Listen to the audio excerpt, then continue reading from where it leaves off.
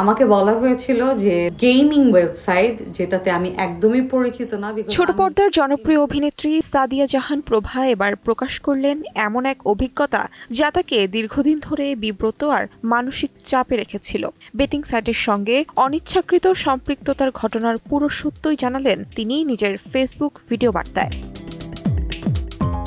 গেল রোজার মাসে একটি প্রতিষ্ঠান প্রভার সঙ্গে যোগাযোগ করেছিল। তারা নিজেদের গেমিং সাইট হিসেবে পরিচয় দিলেও বেটিং বা জুয়ার বিষয়টি গোপন রাখে। গেমিং সম্পর্কে খুব একটা না জানার কারণে প্রভা বারবার সাইটটির প্রকৃত পরিচয় জানতে চায়, কিন্তু কোম্পানি থেকে আশ্বস্ত করে এটি কেবল টি20 ও অন্যান্য গেম দেখানোর প্ল্যাটফর্ম।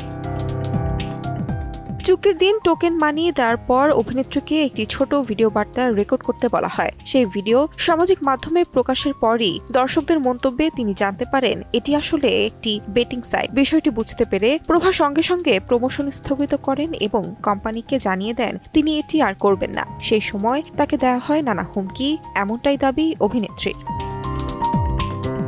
সাংবাদিকদের উদ্দেশ্যে প্রভার অনুরোধ তার বক্তব্য যেন সঠিকভাবে প্রচার করা হয়, যাতে পরিষ্কার বোঝা যায় প্রমোশনটি তিনি শুরু করলেও বিষয়টি অবৈধ জানতে পেরে নিজেই সরে দাঁড়িয়েছেন। তাহমিনা তন্নি, সময় সংবাদ।